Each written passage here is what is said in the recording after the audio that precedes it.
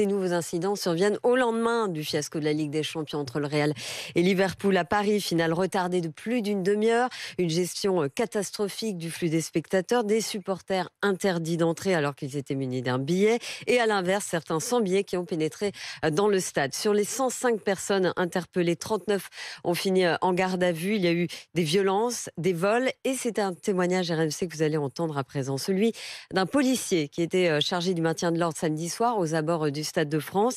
Il raconte, sa voix a été modifiée, une situation chaotique avec des supporters désespérés.